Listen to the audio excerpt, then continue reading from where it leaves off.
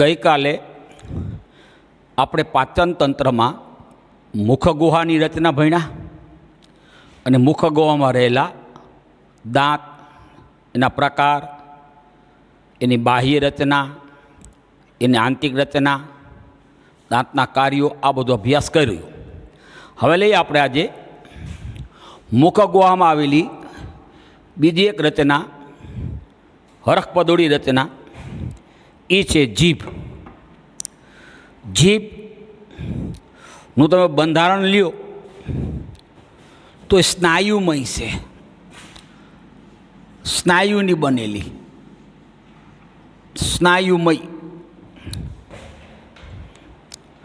સ્નાયુમય રચના. તો આપણે ભણશું ઐચ્છિક સ્નાયુ, કે જે સ્નાયુઓનું સંકોચન, શિથિલન પ્રાણીની ઈચ્છા શક્તિ મુજબ થાય તે સ્નાયુઓને કહેવાય ઐચ્છિક સ્નાયુઓ. તો આપણી જીભ એ ઐચ્છિક સ્નાયુઓની બનેલી ઐચ્છિક સ્નાયુમય રચના છે. હવે જીભનો આપણે મુખગુહા લઈએ તો મુખગુહા નામ તો બે વિસ્તાર પડે. આગળનો ભાગને મુખગુહા કહેવાય અને મુખગુહા એ કંઠનળીમાં ખુલે. એટલે મુખગુહાનો પાછળનો જે વિસ્તાર હોય કે જે કંઠનળીમાં ખુલતો હોય એને કહે મુખ કંઠ નાલીય ગુહા. એને કહે મુખ કંઠ નાલીય ગુહા. આગળનો ભાગ મુખ ગુહા, પાછળનો ભાગ મુખગુહા અને કંઠનળીનો હૈયારો ભાગ મુખગુહાનો નામ આપ્યું મુખ કંઠ નાલીય ગુહા. તો જીભનો અડધો ભાગ મુખગુહામાં હોય અને અડધો ભાગ એ મુખ કંઠનાલીય ગુહામાં હોય. જીભનું જોડાણ, જીભ આમ તો મુક્ત રીતે હલનચલન કરે. જીભ કે દાંતની જેમ ફિક્સ થયેલી નથી, એ મુક્ત રીતે મુખગુહામાં હલનચલન કરે છે, એટલે હરખપદોળી છે. પણ જીભનો પશ્વ ભાગ, મેં ગઈકાલે કીધું હતું, જીભનો પશ્વ ભાગ એમાં આપણા ચહેરાનું એક નીચલા ચહેરાનું એક અસ્થિ છે, નીચલા ચહેરાનું અસ્થિ, દ્વિત અસ્થિ. એટલે જીભનો પશ્વ ભાગ એ દ્વિત અસ્થિ સાથે જોડાયેલો અને મધ્યમાંથી ફ્રેનુલમ દ્વારા, યાદ કરો, મધ્યમાંથી ફ્રેનુલમ દ્વારા મુખગુહાના તલભાગ સાથે જોડાયેલ, એટલે મુખગુહાના તલભાગ સાથે જોડાયેલ ફ્રેનુલમ દ્વારા. હવે જીભની ઉપલી સપાટી ઉપર તમે જ્યારે સવારે ઊલ ઉતારતા હશો ત્યારે તમે અવલોકન કરજો કે ઉપલી સપાટી ઉપર નાના નાના અસંખ્ય ઉપસેલા ભાગ જોવા મળે. ઉપસેલા ભાગ, ગિરનાર જે નાની ગિરનાર જેવી રચના. જીભની ઉપલી સપાટી ઉપર ઘણા બધા ઉપસેલા ભાગ જોવા મળે. આ ઉપસેલા ભાગોને કહેવાય અંકુરકો. જીભની ઉપલી સપાટી ઉપર ઉપસેલા ભાગ આવેલા છે તેને અંકુરકો કહે છે. હવે એ જે અંકુરકો છે એમાં સ્વાદ કલિકાઓ, સ્વાદ પારખવા માટેની સ્વાદ કલિકાઓ અથવા સ્વાદાંકુરો બધામાં નથી. જીભની ઉપલી સપાટી ઉપર અંકુરકો આવેલા છે અને એ અંકુરકો પૈકીના કેટલાક અંકુરકોમાં સ્વાદ પારખવા માટેની સ્વાદ કલિકાઓ અથવા સ્વાદાંકુરો આવેલા છે. બધામાં નથી, કેટલાક અંકુરકોમાં સ્વાદ કલિકાઓ અથવા સ્વાદાંકુરો આવેલા છે. કુલ આપણી જીભની ઉપલી સપાટીમાં જે અંકુરકો આવેલા છે એમાં બધામાં થઈને લગભગ 10,000 જેટલા સ્વાદાંકુરો અથવા સ્વાદ કલિકાઓ આવેલી છે. હવે આપણે એવા સ્વાદાંકુરો ધ્યાન આપજો. જીભની સપાટી ઉપર 4 પ્રકારના સ્વાદાંકુરો છે. એક છે આ કવકી, આ મોટા કદના ગોળ મૂક્યા છે એ બધાય. બીજા સરળ, આ ડોટ્સ મૂક્યા છે રાઉન્ડ બધાય. ત્રીજા તંતુરૂપ, આ બે જગ્યાએ મૂક્યા તે. ચોથા છે પરિભિતિક અથવા વર્તુળી, આ છે પરિભિતિક અથવા વર્તુળી. અને જીભનો આવો જે પશ્વ ભાગ છે એને આપણે નામ આપ્યું છે મુખ કંઠનાલીય ભાગ. અને આ મુખ કંઠનાલીય ભાગની ઉપલી સપાટી ઉપર કાકડા આવેલા હોય, કાકડા, એને કહેવાય જીવીય કાકડા. જીભીય કાકડા અથવા જીવીય કાકડા. જીભની પશ્વ સપાટી ઉપર એટલે મુખ કંઠ, જીભના મુખ કંઠનાલીય ભાગની ઉપલી સપાટી ઉપર આવેલા કાકડા એ જીવીય કાકડા. હવે 4 પ્રકારના અંકુરકો, એમાં એક છે આ પરિભિતિક અંકુરકો. તે જીભના પશ્વ ભાગમાં આવેલા, એટલે કે કંઠનાલીય ભાગમાં. જીભનો પશ્વ ભાગ એટલે કંઠનાલીય ભાગ અહીં સુધી લેવાનો છે. આટલો જે ભાગ મૂક્યો છે એ મુખ કંઠનાલીય ભાગ. એટલે જીભના પશ્વ ભાગમાં, કંઠનાલીય ભાગમાં આવેલા. આપ જોજો સૌથી મોટા કદના છે, લગભગ 8 થી 12ની સંખ્યામાં હોય. અને દરેક અંકુરકમાં લગભગ 100 જેટલી સ્વાદ કલિકાઓ અથવા સ્વાદાંકોરો આવેલા છે. નંબર 2, તંતુરૂપ.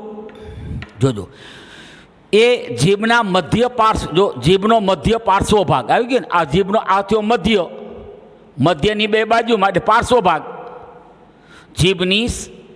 જીભના મધ્ય પાર્શ્વ ભાગમાં આવેલ, પણ માનવમાં ગેરહાજર, માનવમાં નથી. અને એમાં સ્વાદાંકુરો અથવા સ્વાદ કલિકાઓ પણ હોતી નથી. હવે આપણે આવ્યા સરળ. હવે જો જીભની આ વક્ષસપાટી છે ને, સમગ્ર વક્ષસપાટી પર છે.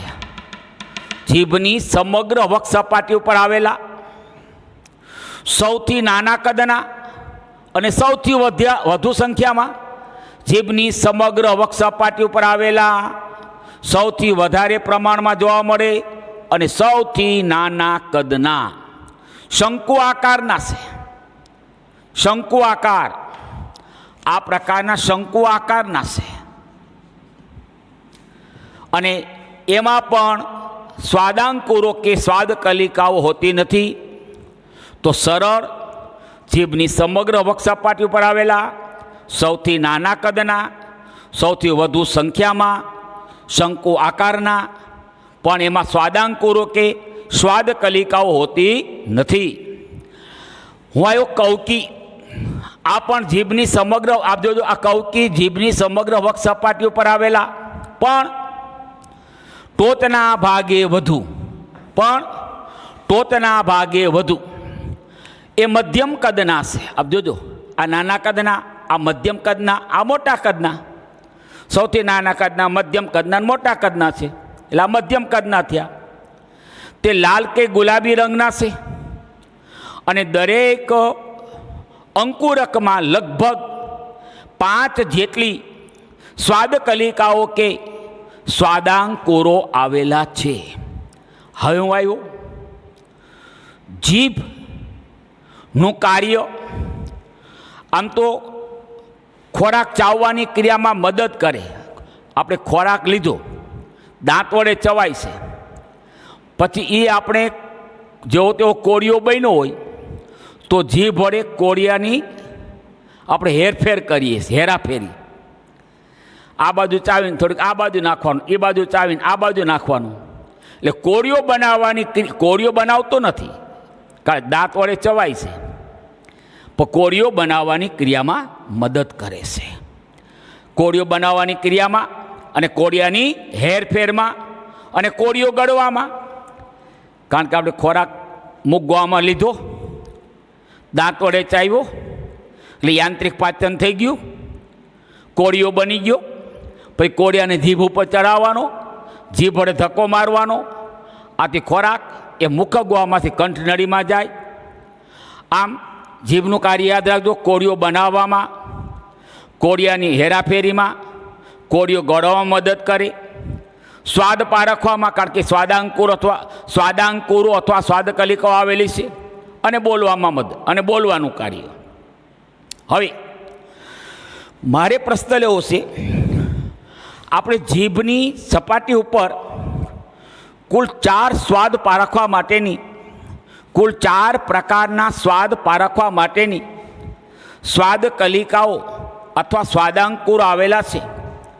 એમાં એક ગળિયા સ્વાદ માટેની સ્વાદ કલિકાઓ અથવા સ્વાદાંકુરો એ જીભની ટોચે આવેલા છે. ખારા સ્વાદ માટેની સ્વાદ કલિકાઓ અથવા સ્વાદાંકુરો એ ટોચની પાછળના ભાગમાં આવેલ છે. ખાટા સ્વાદ માટેની સ્વાદ કલિકાઓ અથવા સ્વાદાંકુરો એ જીભની પાર્શ્વ બાજુએ આવેલ છે. અને કડવા સ્વાદ માટેની સ્વાદ કલિકાઓ અથવા સ્વાદાંકુરો એ જીભના પશ્વ ભાગમાં આવેલા છે. આમ જીભની ટોચે ગળિયા સ્વાદ માટેની સ્વાદ કલિકાઓ, જીભના પશ્વ ભાગમાં કડવા સ્વાદ માટેની સ્વાદ કલિકાઓ, ટોચની પાછળ ખારા સ્વાદ માટેની સ્વાદ કલિકાઓ, અને જીભની પાર્શ્વ બાજુએ ખાટા સ્વાદ માટેની સ્વાદ કલિકાઓ આવેલી છે.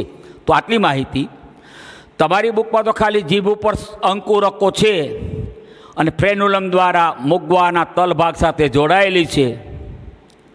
અને કેટલાકમાં સ્વાદ કલિકાઓ છે. આવા 3 શબ્દો છે, પણ થોડીક મેં આ જીભને બરાબર વિઝ્યુલાઇઝ કરી દીધી. હવે હું આવ્યો ખાસ બીજી વસ્તુ કહેવા માટે કે ટેક્સ્ટ બુકમાં જેટલી આકૃતિઓ આવે, દાખલા તરીકે આપણે ગઈકાલે તમારી ટેક્સ્ટ બુકમાં 259ના પેજ નંબર ઉપર એક જડબું આપ્યું છે, રેખાંકિત આકૃતિ. એમાં જમણી બાજુએ તમને એક બાજુએ ખાડા આપ્યા છે, એક બાજુ ખાડામાં દાંત આપ્યા છે. ખાલી જોવાનું નહીં તો યાદ નહીં રહે. આ ફિગરને તમારી રીતે દોરો, રફ સ્કેચ દોરો, રફલી દોરો. આ દોરતા 1 મિનિટ માંડ થાય. ખાડા દોરો, ખાડાની બહારની બાજુ એક છેદક મૂક્યો છે, એક રાક્ષી મૂક્યો છે. એમાં જોતા જાઓ, ઉપરનો ભાગ છે મુગટ છે, નીચેનું મૂળ છે, બેના જોડાણસાની ગ્રીવા આવે. નીચે જોતા જાઓ તો અગ્રદાઢ અને દાઢ એને 2 મૂળ છે. અને ઉપલી સપાટી તમે જો ખડબચડીને વિસ્તૃત હોય, પહોળી, અવલોકન થઈ ગયું. અને બધા ઓલા ખાડામાં દાંત અને દાઢ એ ઓલા અસ્થિના જડબાના ખાડામાં બંધ બેસતા બતાવ્યા છે. એમાં છેદક, રાક્ષી, અગ્રદાઢ અને દાઢ. આ રીતે ફિગર દોરી લો, રફ સ્કેચ દોરો. બરાબર તમને ઘટના મગજમાં વિઝ્યુલાઇઝ થઈ જાય. એટલા માટે ખાલી જોવાથી એક પણ ફિગર તમને યાદ રહેવાની નથી. જેટલી બેટા ટેક્સ્ટ બુકમાં ફિગરો આવે એ બધી જ ફિગરોને રફ સ્કેચ દોરવા જ, કારણ કે ફિગરો તમને પેપરમાં પૂછે છે. એટલે MCQ તરીકે, એટલે ફિગરને એક પણ ફિગરને એવોર્ડ કરવી નહીં. હવે આપણે એવા લાળ ગ્રંથિ આપણે ભણશું. લાળ ગ્રંથિ એ લાળરસ ઉત્પન્ન કરે છે. લાળ ગ્રંથિ એ લાળરસ ઉત્પન્ન કરે. પાચક રસ કહેવાય આ લાળરસ. રોજનો લગભગ 1.5 લીટર થાય. વિચાર કરજો, લાળ ગ્રંથિ એ દરરોજ 1.5 લીટર જેટલો લાળરસ ઉત્પન્ન કરે છે. લાળરસનું pH લગભગ 6.7 છે. 6.7 એટલે થોડુંક એસિડિક થયો. આમ તો 6.3 થી એનું pH 6.3 થી 6.8 ગણાય. એટલે સરાસરી કાઢીને મેં 6.7 કર્યા. તો કુલ 3 જોડ લાળ ગ્રંથિ. આ લાળ ગ્રંથિ એ લાળરસ ઉત્પન્ન કરે. એ મુખગુવામાં આવે. દરરોજનો 1.5 લીટર જેટલો લાળરસ ઉત્પન્ન થાય. લાળરસનું pH 6.7 એસિડિક અથવા 6.3 થી 6.8. એ બધી માહિતી આપણે હજી લાળરસનું બંધારણ, લાળ રસનો પાચનમાં ફાળો. આપણે પાચનની ક્રિયામાં લાળ રસનું બંધારણ, લાળ રસનું કાર્ય ભણશું. અત્યારે તેટલું જ કે ભાઈ લાળ ગ્રંથિની 3 જોડ છે. લાળ ગ્રંથિ એ લાળ રસ ઉત્પન્ન કરે, એ પાચક રસ છે, એનું પીએચ આટલું છે. હવે નેક્સ્ટ આવશે આપણે ભણશું ત્યારે લાળ રસનું બંધારણ અને લાળ રસનો પાચનમાં ફાળો, એ બધી માહિતી આપણે લેશું. અત્યારે લેતો નથી અહીંયા. હવે લાળ ગ્રંથિની 3 જોડ છે, કુલ 6. એમાં એક ઉપકર્ણ ગ્રંથિ, ઉપકર્ણ ગ્રંથિની એક જોડ કાનની નીચે આગળ તરફ. દાખલા તરીકે આપણો કાન છે, એની નીચે એટલે અહીંયા થોડીક આગળ તરફ, આ જગ્યાએ કાનની નીચે થોડીક આગળ તરફ ગાલમાં, કાનની નીચે આગળ તરફ ગાલમાં. રેડી? હવે તમને ખબર, તમે નાના હશો ત્યારે ઓલી કહેવત છે ને, એકલા એકલા ખાય અને ગાલ પચોડિયા થાય. હવે ગાલ પચોડિયા શું છે? તો એ વાયરસનો ચેપ છે. વાયરસથી આ ગ્રંથિ ચેપી થઈ જાય, વાયરસ તો ચેપ લાગે. એટલે ઉપકર્ણ ગ્રંથિ છે, ઉપકર્ણ ગ્રંથિ એ મોટા કદની થઈ જાય, ફૂલી જાય. એટલે ગાલ ફૂલી ગયા, એને આપણે કહીશું ગાલ પચોડ્યું. ઉપકર્ણ ગ્રંથિ સૌથી મોટા કદની ગ્રંથિ છે. ઘણી વખત ખાસ કરીને નાના બાળકોમાં એ વાયરસથી ચેપગ્રસ્ત બને, આથી આ ગ્રંથિ મોટા કદની બની જાય, ફૂલી જાય, આથી ગાલ ફૂલી જાય. આ રોગને નામ આપ્યું આપણે ગાલ પચોડ્યું. આપણે ભણી ગયા સ્ટેન્સનની નલિકા, યાદ કરો. સ્ટેન્સનની નલિકા દ્વારા મુખ ગુહામાં ઉપલા જડબામાં ખુલે, ઉપલા જડબામાં બીજી દાઢ પાસે ખુલે. તે સ્ટેન્સનની નલિકા દ્વારા મુખ ગુહામાં ઉપલા જડબામાં બીજી દાઢ પાસે ખુલે. અધોહનનું ગ્રંથિ તે મુખ ગુહામાં નીચલા જડબામાં, આમ તો તમે જાઓ ને મુખ ગુહામાં નીચલા જડબામાં બંને પાર્શ્વ બાજુએ, પણ એક જેટલી આમ તમે જુઓ ને તો 2 જડબાના જોડાણ સ્થાને નીચલા જડબામાં એમ આવે. નીચલા જડબામાં બંને પાર્શ્વ બાજુએ પણ બંને જડબાના જોડાણ સ્થાને, અંદરની બાજુ જ્યાં 2 જડબા જોડાઈ ગયા હોય ત્યાં. એટલે બંને ખાસ મુખ ગુહાના નીચલા જડબામાં બંને, એટલે આમ લેવું હોય તો બંને જડબાના જોડાણ સ્થાને, બંને જડબાના જોડાણ સ્થાને નીચલા જડબામાં બંને પાર્શ્વ બાજુ એક એક, બંને પાર્શ્વ બાજુ એક એક, બંને જડબાના જોડાણ સ્થાને નીચલા જડબામાં બંને પાર્શ્વ બાજુ એક એક. હવે આપણે ભણી ગયા છે હોલ્ટનની નલિકા દ્વારા મુખ ગુહામાં બીજા છેદક પાસે આ ગ્રંથિ ખુલે. હોલ્ટનની નલિકા દ્વારા મુખ ગુહામાં બીજા છેદક પાસે ખુલે. અને હોલ્ટનની નલિકા સૌથી બધી નલિકાઓમાંથી સૌથી મોટી નલિકા છે. હોલ્ટનની નલિકા સૌથી મોટી નલિકા. અધોજીહવા ગ્રંથિ તે નીચલા જડબામાં ફ્રેનુલમની બંને પાર્શ્વ બાજુએ, નીચલા જડબામાં ફ્રેનુલમની બંને પાર્શ્વ બાજુએ એક એક. આ ગ્રંથિમાંથી ખાસ આ 2 ગ્રંથિ ભણ્યા, ઉપકર્ણ ગ્રંથિ અને અધોહનું ગ્રંથિ. એ 2 ગ્રંથિમાંથી સ્ત્રાવ લેનારી એક એક નલિકા જોઈ, એક જ નળી. પણ યાદ રાખજો, આ ગ્રંથિમાંથી અસંખ્ય નલિકાઓ ઉત્પન્ન થાય. આ ગ્રંથિમાંથી અસંખ્ય નલિકાઓ ઉત્પન્ન થાય. એને નામ આપ્યું છે રેવિનસની નલિકાઓ અથવા બાર્થોલિનની નલિકાઓ. આ ગ્રંથિમાંથી ઘણી બધી નલિકાઓ નીકળે અને બધી નલિકાઓ મુખ ગુહામાં સ્વતંત્ર ખુલી જાય. આ બધી નલિકાઓને નામ આપ્યું છે રેવિનસની નલિકાઓ અથવા બાર્થોલિનની આ નળી છે, એક જ નળી. આ બે, અને આ ઘણી બધી નલિકાઓ છે. હવે આમ તમારે યાદ રાખવાનું, 3 જો લાળ ગ્રંથિ, એનું સ્થાન, એનું કાર્ય કોમન લાળરસ ઉત્પન્ન કરે, અને 3 ગ્રંથિઓની નલિકા તમારે MCQ તરીકે યાદ રાખવી. હવે મને ઘણા વિદ્યાર્થીઓના ફોન આવે છે કે સાહેબ તમે ઓલું વચ્ચે કોરું પેજ નાખ્યું એનું શું કરવાનું?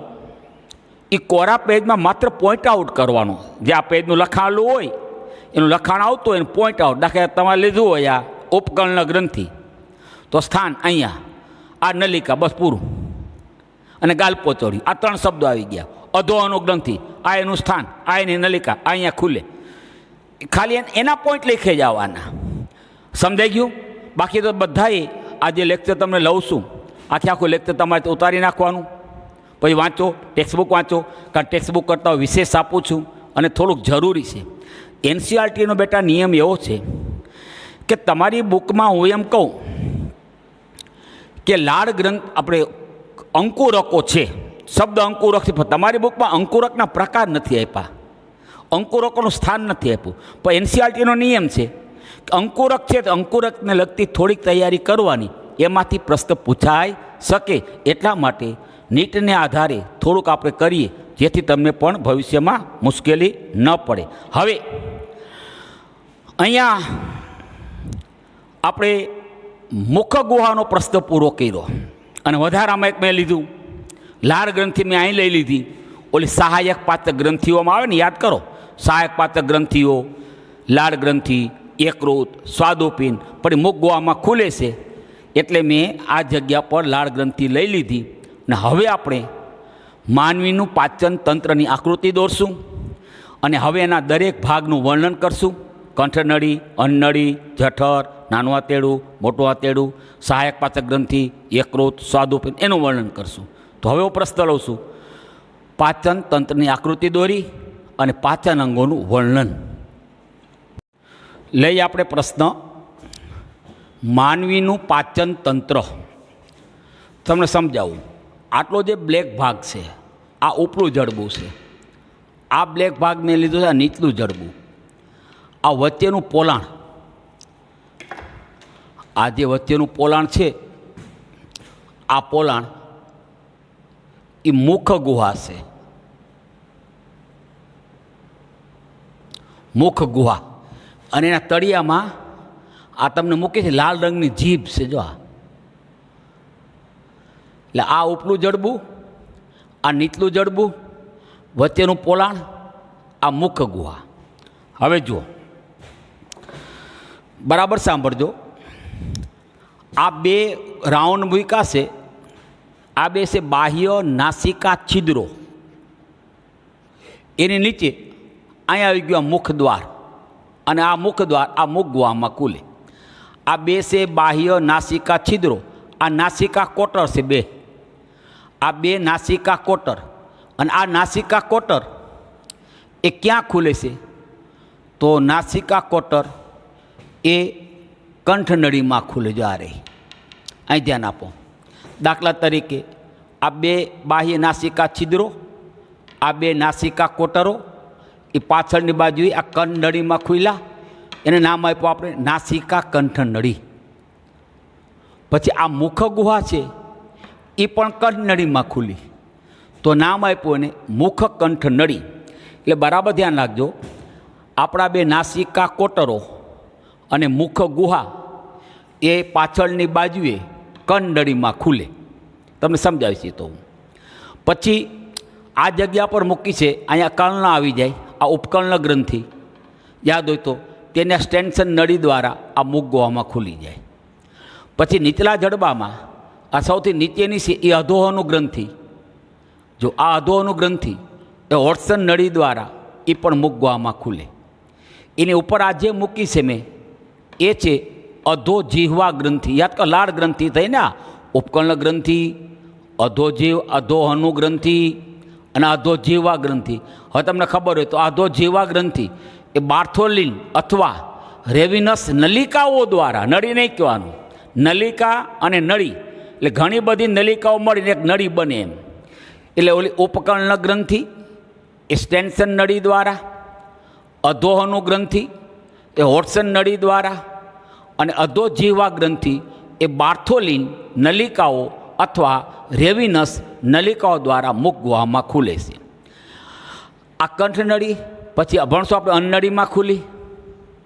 હવે આ અન્નળીનો પસવો ભાગ હોય એ આ ગરદનમાંથી પસાર થયો, પછી આ ભાગ આવ્યો ઉરસ, ઉરસમાંથી પસાર થઈ, પછી આ જે મૂક્યો છે એ ઉરોદર પટલ. ધ્યાન આપણે ભણશું. અહીંથી માંડી શરીરનો અહીંયા સુધીનો ભાગ આખો તેલના ડબ્બા જેવો છે, જો આમનો ફરતો, વચ્ચે પોલો હોય અને એના પોલાણને કહેવાય શરીર ગુહા. શરીર ગુહા અથવા દેહ કોષ્ઠ. કેની વાત કરું છું? શરીરનું પોલાણ. એટલે આપણે આ ઉરસ પ્રદેશ અને આપણો આ ઉદર પ્રદેશ, આ શીર્ષ, આ ગરદન, ઉરસ અને ઉદર. ઉરસ અને ઉદર એ વચ્ચેથી પોલા તેલના ડબ્બા જેવું. આથી શરીરમાં એક ગુહા જોવા મળી. ગુહા, ગુહા એટલે પોલાણ. નામ આપ્યું એને શરીર ગુહા, શરીર ગુહા અથવા દેહ કોષ્ઠ. પણ આપણો દેહ કોષ્ઠ એટલે ઉરસ, દાખલા તરીકે ઉરસનો પોલાણ, ઉદરનું પોલાણ એ બે સળંગ નથી, વચ્ચે પડદો છે, ઉરોદર પટલ. એનો મિનિંગ એ થયો કે આ ઉરસનું પોલાણ એ ઉરસ ગુહા અને ઉદરનું પોલાણ એ ઉદર ગુહા. એ ઉરસ ગુહા અને ઉદર ગુહા એટલે શરીર ગુહા. ઉરસનું પોલાણ ઉદર ગુહા, ઉરસનું પોલાણ ઉરસ ગુહા, ઉદરનું પોલાણ ઉદર ગુહા. હવે એ બે ગુહાને જુદી પાડી પડદો આવી ગયો, તો ઉરસ ગુહા અને ઉદર ગુહાને અંદરથી જુદો પાડતો એક ઘુમટ આકારનો પડદો આવેલો છે, એને કહેવાય ઉરોદર પટલ. આ ઉરોદર પટલને કારણે આપણી શરીર ગુહા અથવા દેહકોષ્ઠ એ બે ભાગમાં વહેંચાઈ ગયો, ઉરસ ગુહા અને ઉદર ગુહા. ઉરસ ગુહા અને ઉદર ગુહા. હવે જોજો તો તમને બધાને ખબર જ છે કે આપણી ઉરસ ગુહામાં બે ફેફસા હોય, ઓલું હૃદય હોય, એ ઉરસ ગુહામાં હોય, અને ઉદર ગુહામાં મૂત્રપિંડ, જઠર, નાનું આંતરડું, મોટું આંતરડું, બરોળ અને સ્ત્રીઓમાં અંડપિંડ, આ બધું ઉદર ગુહામાં હોય. હવે બરાબર જોજો. હવે ઓલી અન્નળી એનો પસો છેડો ગરદનમાંથી, ઉરસમાંથી અને ઓલા ઉરોદર પટલમાંથી પસાર થયો છિદ્રો બનાવીને, અને એ અન્નળી આ જઠરમાં ખુલી ગઈ. જઠર નાના આંતરડામાં ખુલે. જો નાના આંતરડાના 3 ભાગ છે, યાદ કરો: પક્વાશય, મધ્યાંત્ર. શરૂઆતનો ભાગ પક્વાશય, મધ્ય ભાગ મધ્યાંત્ર, શેષ અંતભાગ શેષાંત્ર. એમાં આટલું જે મૂક્યું છે નાના આંતરડાનો આ ભાગ યુ આકારે ગોઠવાયેલો, યુ આકારનું આ પક્વાશય. પછી આવ્યું આ અહીંથી નીચે આવે છે આટલું લાંબુ, આમ આવ્યું અહીંયા સુધીનું આ મધ્યાંત્ર. પછી અહીંથી સ્ટાર્ટ થયું, આ બની ગયું શેષાંત્ર. નાના આંતરડામાં આટલો ભાગ પક્વાશય, અહીંથી સ્ટાર્ટ કર્યું, આમ ગયા, પાછા અહીં આવ્યા, એટલો ભાગ છે મધ્યાંત્ર, અને આટલો ભાગ છે એ શેષાંત્ર. હવે આપણે ભણશું શેષાંત્ર એ મોટા આંતરડામાં ખુલે, પણ ક્યાં ખુલે બરાબર જોજો. આ અંધ્યાંત્ર છે અને આ કોલોન છે. અંધ્યાંત્ર અને કોલોનના જોડાણ સ્થાને ખુલે. એટલે અંધ્યાંત્રની ઉપર, અંધ્યાંત્ર અને કોલોનના જોડાણ સ્થાને ઓલું નાનું આંતરડું એટલે કે શેષાંત્ર ખુલી ગયું. જો હવે આટલો ભાગ આવ્યો, આખું મોટું આંતરડું સામને. હવે મોટું આંતરડું લંબાઈ મોટી નથી, કારણ નાના આંતરડાની લંબાઈ મેં કીધું હતી 6.25 મીટર છે, પણ મોટા આંતરડાની કુલ લંબાઈ માત્ર 1.5 મીટર છે. એટલે આમ લંબાઈમાં ટૂંકું છે, પણ એની પહોળાઈ વધારે છે, એટલે નામ આપ્યું મોટું આંતરડું. શરૂઆત થાય અંધ્યાંત્ર. આ અંધ્યાંત્ર એમાંથી ઉત્પન્ન થયું આંગળી જેવો પ્રવર્ત આ આંત્રપુચ્છ. પછી આ છે અનુપ્રસ્થ ઉદ્વગામી, આટલો ભાગ કોલોન આવ્યો, અહીં સ્ટાર્ટ થયું કોલોન, આ કોલોન કહેવાય આખે આખું, અહીંયા સુધી આ કોલોન છે. કોલોનના સ્થાન પ્રમાણે હવે આ કોલોન આમ ઉપર ગયું એટલે ઉદ્વગામી કોલોન, ફરી ત્યાંથી કોલોન આમ આડું ગયું એટલે અનુપ્રસ્થ કોલોન, ફરી પાછું કોલોન નીચે આવ્યું તો અધોગામી કોલોન, એટલે આ ઉદ્વગામી કોલોન, અનુપ્રસ્થ કોલોન, અધોગામી, ફરી કોલોન અહીંયા એ આકારનું બન્યું. યાદ કરો, મેં કીધું સિગ્મોઇડ કોલોન. એટલે કોલોનના તમારી બુકમાં છે ને 3 ભાગ પાડ્યા છે, અનુપ્રસ્થ ઉદ્વગામી, અનુપ્રસ્થ, અધોગામી, પણ ખરેખર 4 ભાગ છે. 4 ભાગ: ઉદ્વગામી, અનુપ્રસ્થ, અધોગામી કોલોન અને સિગ્મોઇડ કોલોન. પછી સિગ્મોઇડ કોલોન આ મળાશયમાં ખુલે, આ મળાશયમાં મળનો સંગ્રહ. પછી આ મળમાર્ગ છે, મળમાર્ગ. અને મળમાર્ગ તમને યાદ હોય તો ઓલા છિદ્ર દ્વારા બહાર ખુલ્યું, આ મૂકું મળાશયનું છિદ્ર અથવા ગુદા દ્વાર. તો આખે આખો આ પાચન માર્ગ. હવે સાથે પાચન માર્ગની બહારની બાજુ આવેલી સહાયક ગ્રંથિઓ મેં કીધું હતું, આ લાળ ગ્રંથિની માહિતી તમને આપી દીધી. એમાં જોજો આ સ્વાદુપિંડ છે, આ જઠર પક્વાશયની વચ્ચે આવેલું છે. હવે આ એકૃત છે, 2 ખંડ છે, જમણો ખંડ અને ડાબો ખંડ. જમણો ખંડ નાનો છે, સોરી આ ડાબો ખંડ છે, ડાબો ખંડ અને જમણો ખંડ. ડાબો ખંડ નાનો છે, જમણો ખંડ મોટો છે. હવે 2 ખંડની વચ્ચે પેરું આકારનું, પેરું ફળ ફ્રૂટ ખાય ને પેરું, આપણે એ પેરું આકારનું પિત્તાશય પોલું હોય. એકૃત યાદ હોય તમને મેં કીધું હતું કે એકૃત પિત્તરસ ઉત્પન્ન કરે, એ પિત્તરસ સતત ઉત્પન્ન થતો હોય. આથી આ પિત્તાશયમાં એકૃત દ્વારા ઉત્પન્ન થયેલો પાચક રસ પિત્તરસનો સંગ્રહ કરે. પછી આ પિત્તાશયમાંથી સંગ્રહ થઈ ગયા પછી એ પિત્તરસ લઈ જનાર એક નળી છે, સામાન્ય પિત્ત નળી. તો એ સામાન્ય પિત્ત નળી એ સ્વાદુપિંડમાં આવે છે. દેખાય છે, આ સ્વાદુપિંડ છે.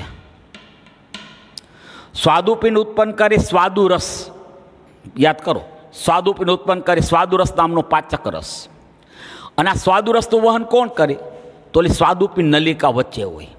એટલે સ્વાદુપિંડમાંથી ઉત્પન્ન થતો સ્વાદુરસનું વહન એ સ્વાદુપિંડ નલિકા કરે. આ સ્વાદુપિંડ નલિકા.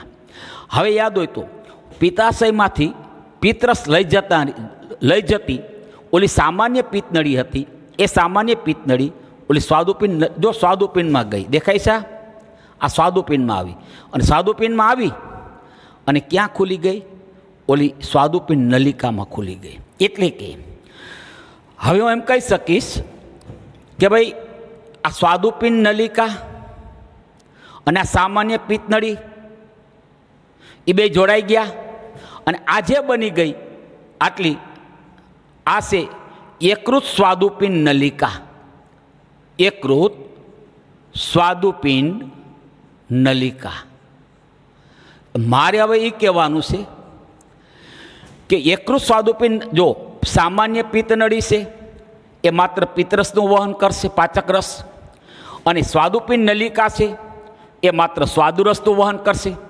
પણ પિત્તાશયમાંથી પિત્તરસ લઈ જનારી પિત્તનળી એ સ્વાદુપિંડમાં પ્રવેશ કરે, અને એ પિત્તનળી સાથે એટલે સ્વાદુપિંડ એટલે પિત્તનળી એટલે સામાન્ય પિત્તનળી એ સ્વાદુપિંડ નલિકા સાથે જોડાઈ ગઈ અને બનાવ્યું એકૃત સ્વાદુપિંડ નલિકા.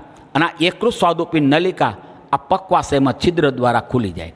હવે પક્વાશયમાં સાંભળજો બરાબર, પક્વાશયમાં ખબર પડી 2 પાચક રસ આવી ગયા, પિત્તરસ અને સ્વાદુરસ. આમ એકૃત સ્વાદુપિંડ નલિકા દ્વારા પિત્તરસ સ્વાદુરસ બેયનું વહન કરશે. હવે સામાન્ય પિત્તનળી માત્ર પિત્તરસનું વહન કરે, સ્વાદુપિંડ નલિકા માત્ર સ્વાદુરસનું વહન કરે. પણ એકૃત સ્વાદુપિંડ નલિકા એ પિત્તરસ સ્વાદુરસ બંનેનું વહન કરે.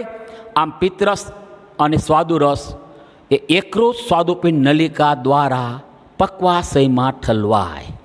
આટલી માહિતી આપી દીધી. અહીંયા એકૃતના 2 ખંડ, આ સ્વાદુપિંડ, આ પાચન તંત્રની માહિતી. હવે આપણે એક માહિતી લેતા જઈએ. અહીં ધ્યાન આપજો. પહેલો મુદ્દો લઉં છું, કંઠનળી. આપણે હવે પાચન માર્ગની શરૂઆત કરીએ છીએ. અત્યાર સુધી મેં તમને બધી માહિતી આપી દીધી, મુખ ગુહા ને દાંત ને જીભ ને લાળ ગ્રંથિની માહિતી આપી. હવે આપણે લેશું કંઠનળીથી માંડી અને મળાશય સુધીના દરેક અંગનું વર્ણન, અને 2 ગ્રંથિ બાકી રહી ગઈ, યકૃત અને સ્વાદુપિંડની રચનાનું વર્ણન કરશું સ્ટેપ બાય સ્ટેપ. લઉં છું કંઠનળી. હવે અહીં જોજો, અહીંથી માંડી અહીં સુધીની આ કંઠનળી છે. કંઠનળીની લંબાઈ લગભગ 12.5 સેન્ટીમીટર લાંબી છે. હવે કંઠનળી આપણે ખબર છે એ ખોરાક અને હવાના વહનનો સામાન્ય માર્ગ છે. સમજાવું. દાખલા તરીકે આ બાહ્ય નાસિકા છિદ્રો છે, એના દ્વારા હવા અંદર આવશે. આ નાસિકા કોટરમાં, ત્યાંથી હવા આવી ગઈ આ નાસિકા કંઠનળીમાં. આ મુખ દ્વાર છે, આ મુખ ગુહા છે, ત્યાંથી ખોરાક આવી ગયો આ મુખ કંઠનળીમાં. આમ આ કંઠનળી ખોરાક અને હવાના વહનનો સામાન્ય માર્ગ બન્યો. હવે કંઠનળી છેલ્લે જોજો શેમાં ખુલે છે, બરાબર જોજો. કંઠનળી છે, કંઠનળી એ શ્વાસનળી અને આ કંઠનળી હતી એ શ્વાસનળી અને અન્નનળીમાં ખુલે. હવે તમે મને આ બાજુ તમે જો, મારો આ ભાગ છે, આને વક્ષ બાજુ કહેવાય, વક્ષ. આ ભાગ આવી ગયો મારો એ પૃષ્ઠ ભાગ, તો પૃષ્ઠ આ વક્ષ. આ જે ભાગ બન્યો એ બન્યો અગ્ર ભાગ, અને પગ કહેવાય પશ્વ. અગ્ર, પશ્વ, વક્ષ, પૃષ્ઠ. અને મારા હાથ, મારા કાન એ પાર્શ્વ બાજુ આવ્યા. આમ કાન કર્ણપલ્લવ છે, આ કર્ણપલ્લવ એ પાર્શ્વ બાજુએ, હાથ પાર્શ્વ બાજુએ, એમ. હવે બરાબર જોજો. હવે અત્યારે આમ જોશો તો પહેલાં શ્વાસ નળી આવશે, એની નીચે અન્નનળી આવે, એની નીચે કરોડ સ્તંભ આવે. તો વક્ષ બાજુથી જુઓ તમે તો પહેલાં શ્વાસ નળી, એની નીચે અન્નનળી, એની નીચે કરોડ સ્તંભ. તમે પૃષ્ઠ બાજુએથી જુઓ આમ તો પહેલાં કરોડ સ્તંભ, એની નીચે અન્નનળી અને એની નીચે શ્વાસ નળી. આ પહેલાં શ્વાસ નળી આવશે. હવે આ કંઠનળી એ આ શ્વાસ નળી અને અન્નનળીમાં ખુલી ગઈ, 2 ભાગ થઈ ગયા. કંઠનળી એ શ્વાસ નળી અને અન્નનળીમાં ખુલે છે. હવે બરાબર જોજો, શ્વાસ નળીની ઉપર સ્વર પેટી આવેલી છે, તમારી બુકમાં ઉલ્લેખ નથી કર્યો. એને સીધું કીધું શ્વાસ નળીનું છિદ્ર ને શ્વાસ દ્વાર કહેવાય, એમ નહીં.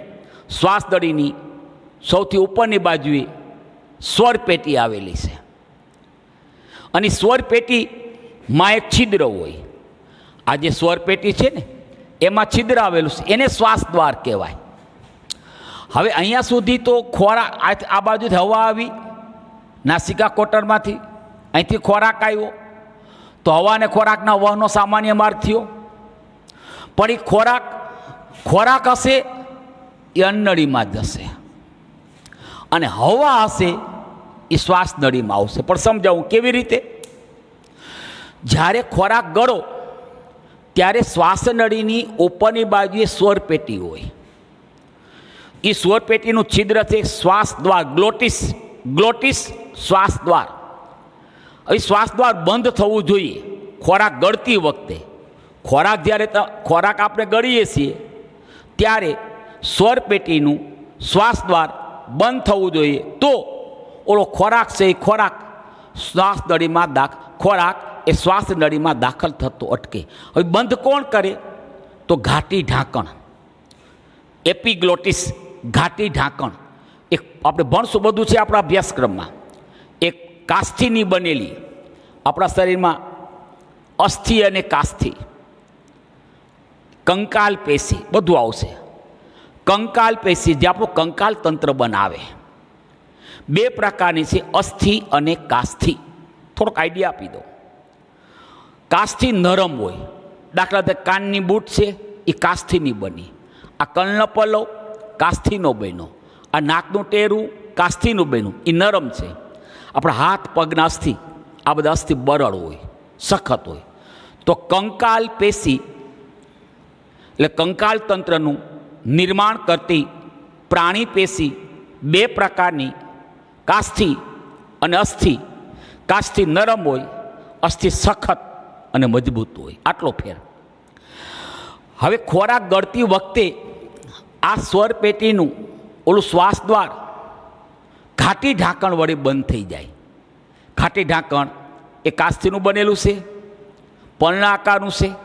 ખોરાક ગળતી વખતે આ ઘાટી ઢાંકણ સ્વર પેટીના શ્વાસ દ્વારને બંધ કરે છે. આથી ખોરાક શ્વાસ નળીમાં જતો અટકે. આપણે જમતા જમતા અહોતરાઈ ગયું એમ કહી દેશી ભાષામાં.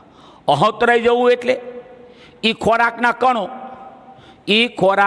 કણો શ્વાસ દ્વાર દ્વારા શ્વાસ નળીમાં નહીં કહું, સ્વર પેટીમાં જતા રહ્યા. પછી ઉધરસ ખો કરો એટલે સ્વર પેટીમાંથી એ ખોરાકના કણ ફરી પાછા બહાર આવી જાય. એટલે જોજો હવે આપણે કંઠનળીના 3 ભાગ છે. હું એમ કહું, અહીંથી માંડી અહીંયા સુધીની કંઠનળી છે. એમાં જોજો હવે આ નાસિકા કોટરનો આ પાછળનો વિસ્તાર એ નાસિકા કંઠનળી, આ મુખ ગુહાનો આ પાછળનો વિસ્તાર એ મુખ કંઠનળી, આ સ્વર પેટીનો આ પાછળનો વિસ્તાર એ સ્વર કંઠનળી. અચ્છા, હવે કંઠનળીના 3 ભાગ, નાસિકા કંઠનળી, મુખ કંઠનળી, સ્વર કંઠનળી. જોજો કંઠનળીનો નાસિકા કોટરનો પાછળનો વિસ્તાર નાસિકા કંઠનળી, કંઠનળીનો મુખ ગુહાનો પાછળનો વિસ્તાર મુખ કંઠનળી, કંઠનળીનો સ્વર પેટીનો પાછળનો વિસ્તાર સ્વર કંઠનળી. અને હવે એ કંઠનળી શ્વાસનળી અને અન્નનળીમાં ખુલી જાય અને શ્વાસનળીની ઉપરની બાજુએ સ્વર પેટી. ધ્યાન આપજો, આપણે 12.5 સેન્ટીમીટર લાંબી 3 ભાગ માહિતી આપી દીધી. નાસિકા કંઠનળી, મુખ કંઠનળી, સ્વર કંઠનળી. શ્વાસનળી તે એટલે કંઠનળી એ શ્વાસનળી અને અન્નનળીમાં ખુલે. શ્વાસનળીની ઉપર સ્વરપેટી આવેલ છે, તેમાં છિદ્રને શ્વાસદ્વાર કહે છે. ખોરાક ગળતી વખતે ઘાટી ઢાંકણ નામની કાસ્થીની બનેલી રચના વડે શ્વાસદ્વાર બંધ થાય. આથી ખોરાક શ્વાસનળીમાં દાખલ ન થાય, અહોતરાઈ ન જાય દેશી ભાષામાં. હવે શ્વાસનળી હવા અને ખોરાકના વહનનો સામાન્ય માર્ગ છે. હજી એક શબ્દ આવે છે કર્ણકંઠનળી. આપણે ભણશું મધ્ય કર્ણ. આપણે કર્ણના 3 ભાગ છે, બાહ્ય કર્ણ, મધ્ય કર્ણ અને અંતઃકર્ણ. આ મધ્ય કર્ણનું પોલાણ છે, મધ્ય કર્ણ ગુહા કહેવાય, મધ્ય કર્ણ ગુહા. હવે જોજો, આપણી આ નાસિકા કંઠનળી અને આ મધ્ય કર્ણનું પોલાણ, મધ્ય કર્ણ ગુહા એક નળી દ્વારા 2 પરસ્પર સંકળાયેલા છે. નામ આપ્યું જો આ કર્ણ, આ કર્ણ આવી ને કર્ણ કંઠ નળી, કર્ણ કંઠ નળી. નાસિકા કંઠ નળી અને મધ્ય કર્ણ ગુહા એ બંને કર્ણ કંઠ નળી દ્વારા સંકળાયેલા છે, જોડાયેલા છે. આપણે એનું મહત્ત્વ પણ ભણશું, આનું કર્ણ કંઠ નળીનું મહત્ત્વ ભણશું. હવે આપણે કાંઈ શરદી થાય, વાયરસનો ચેપ લાગે, ત્યાં નાકમાંથી પાણી તો પડે, પણ યાદ હોય તો એ ચેપ આ કર્ણ કંઠ નળી દ્વારા મધ્ય કર્ણ ગુહામાં પણ પ્રવેશ કરે. આથી કાનની આજુબાજુ સોજો પણ આવી જાય, કાનનો પણ દુખાવો થાય શરદીને કારણે. કારણ નાસિકા કંઠનળી, નાસિકા કંઠનળી અને મધ્ય કર્ણ ગુહા આ બંને કર્ણ કંઠનળી દ્વારા પરસ્પર સંકળાયેલા છે.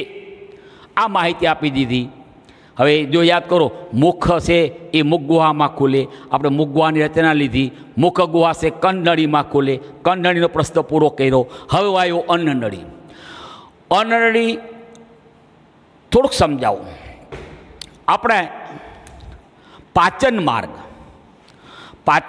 અન્નમાર્ગ, નેશનલ હાઈવે, આ અન્નનળીથી માંડી અન્નળી, જઠર, પક્વાશય, મધ્યાંત્ર, શેષાંત્ર, મોટું આંતરડું. એટલે કે અન્નળીથી માંડી અને મોટા આંતરડા સુધીના પાચન માર્ગના બધા જ અંગો પોલા તો છે જ. હવે બરાબર સાંભળજો, પોલા તો છે, પણ આ અન્નમાર્ગની આ દિવાલ આવી, આ સમજાવું છું. આ અન્નમાર્ગની મેં આ દિવાલ મૂકી છે અને આ અન્નમાર્ગના અંગોનું આ પોલાણ છે. હવે અન્નમાર્ગના બધા જ અંગોની દિવાલમાં અનૈચ્છિક સ્નાયુ આવેલા છે. અનૈચ્છિક સ્નાયુ મેં હમણાં કીધું હતું કે જે સ્નાયુઓનું સંકોચન અને શિથિલન પ્રાણીની ઈચ્છા શક્તિ મુજબ થાય તેને ઐચ્છિક સ્નાયુ કહેવાય. ફોર એક્ઝામ્પલ, આપણા હાથ પગના સ્નાયુ, હાથ પગનું સંકોચન શિથિલન ઈચ્છા મુજબ થાય. પણ જે સ્નાયુઓનું સંકોચન અને શિથિલન પ્રાણીની ઈચ્છા શક્તિ મુજબ ન થાય તે સ્નાયુઓને કહેવાય અનૈચ્છિક સ્નાયુ. હવે સમજી લો, આવા અનૈચ્છિક સ્નાયુ, હવે સમજાવું, ઐચ્છિક સ્નાયુ ધરાવતા અંગો ને ઐચ્છિક અંગો કહેવાય, હાથ પગ. અને અનૈચ્છિક સ્નાયુઓ ધરાવતા અંગો ને કહેવાય અનૈચ્છિક અંગો. Very good. તો આપણે ખબર પડી ગઈ કે ભાઈ અંડળીથી માંડી મોટા આંતરડા સુધીના પાચન માર્ગના અંગોની દિવાલ એ અનૈચ્છિક સ્નાયુ ની બનેલી છે દિવાલ. આથી અંગોને કહેવાય અનૈચ્છિક અંગો. યાદ રાખજો. હવે આ અનૈચ્છિક સ્નાયુ ગોઠવણી પ્રમાણે બે પ્રકારના આવશે. એક આયામ અને બીજા વર્તુળી. વર્તુળી એટલે મુદ્રિકા વર્તુળી. અન્નમાર્ગની દિવાલ, હું એમ નથી કહેતો અન્નમાર્ગની દિવાલ એ અનૈચ્છિક સ્નાયુઓની બનેલી છે, એમ નથી કહેતો. પણ અન્નમાર્ગની દિવાલમાં અનૈચ્છિક સ્નાયુઓ આવેલા છે એટલે એની દિવાલ અનૈચ્છિક સ્નાયુ ઉપરાંત બીજા ઘટકોની પણ બનેલી છે. એની ચર્ચા આપણે આવતા પીરિયડમાં કરવાના છીએ. પણ મારે કહેવું છે કે અન્નમાર્ગની દિવાલમાં ઓલા અનૈચ્છિક પ્રકારના જે સ્નાયુ આવ્યા છે એની ગોઠવણીને આધારે બે પ્રકાર. એક આયામ, સ્નાયુની રચના એ સ્નાયુ તંતુ વડે થાય. સ્નાયુ તંતુ લાંબા પાતળા તંતુ, વાળ જેવા. આપણે દરેક પેશીની રચના કરતા કોષને કહેવાય, દરેક પેશીની રચના કોષ વડે થાય. કોષો વડે પેશી બને. કોષોનો સમૂહ એ પેશી. પણ સ્નાયુ પેશીની રચના કરનારા સ્નાયુ કોષો આવા લાંબા તંતુ જેવા હોય. સ્નાયુ પેશીની રચના કરનારા કોષો એ લાંબા તંતુ જેવા હોય. આથી આ સ્નાયુ કોષો ન કહેવાય, આ સ્નાયુ કોષોને સ્નાયુ તંતુ કહેવાય. આમ સ્નાયુ તંતુઓ મળી, સ્નાયુ તંતુ એટલે સ્નાયુ કોષ પણ લાંબા તંતુ જેવો છે તો નામ આપ્યું એને સ્નાયુ તંતુ. આવા સ્નાયુ તંતુ મળી અને સ્નાયુ પેશી બને. હવે સ્નાયુ તંતુની ગોઠવણી કેવી? આયામ, દિવાલમાં કાં ઊભા ગોઠવાઈ ગયા હોય એમનેમ, અને કાં વર્તુળી મુદ્રિકા. આપણે બીમ કોલમ ભરતા હોય, મકાનનું કામ ચાલુ હોય એટલે કોલમ, લોખંડનો સિમેન્ટનો કોલમ બનાવે, પેલા હળિયા ગોઠવે, એમાં 5-6 હળિયા ઊભા ગોઠવે, આયામ. પછી ઊભા હળિયાને જોડતી રિંગ મારે, આમ વર્તુળી અથવા તો મુદ્રિકા. એટલે સ્નાયુ તંતુઓની ગોઠવણી જો દિવાલમાં આયામ થયેલી હોય તો આવા અનૈચ્છિક પ્રકારના સ્નાયુને કહેવાય આયામ સ્નાયુ. અને જો સ્નાયુ તંતુની ગોઠવણી દિવાલમાં વર્તુળાકારે, મુદ્રિકા આકારે, વીંટી આકારે થયેલી હોય તો આવા સ્નાયુ અરેખિત પ્રકારના સ્નાયુને કહેવાય વર્તુળી સ્નાયુ અથવા મુદ્રિકા સ્નાયુ. હવે સમજાવું છું. અંડળી તે 20 થી 25 સેન્ટીમીટર લાંબી, આથી લાંબી પાતળી અને સ્નાયુલ નળી છે. સ્નાયુલ મેં કીધું તેનો પશ્વ છેડો ગરદન, ઓરસ, ઓરોદર પટલમાંથી પસાર થઈ અને જઠરમાં ખુલે છે. હવે ધ્યાન આપજો, અંડળી આ જઠરમાં ખુલે છે. આ છિદ્ર હોય, એ છિદ્ર બંધ ન હોય. સાંભળજો, તમે ખોરાક અંદર ગયો પછી તમે ઊંધે માથે કરી નાખે જમ્યા પછી, તો જઠરમાંથી ખોરાક કાંઈ બહાર ન આવી જાય. સમજાવું છું. અન્નળી એ અન્નળી જઠર છિદ્ર દ્વારા અન્નળી જઠર આ અન્નળી એ આ અન્નળી જઠર છિદ્ર દ્વારા આ જઠરમાં ખુલી. હવે છિદ્ર આમનમ ન રહીએ. છિદ્રની ફરતે સાંભળજો, આ છિદ્રનું નિયમન એ જઠર અન્નનળી અન્નનાલીય મુદ્રિકા સ્નાયુ એટલે કે અન્નળી અને જઠરના મુદ્રિકા વર્તુળી સ્નાયુ.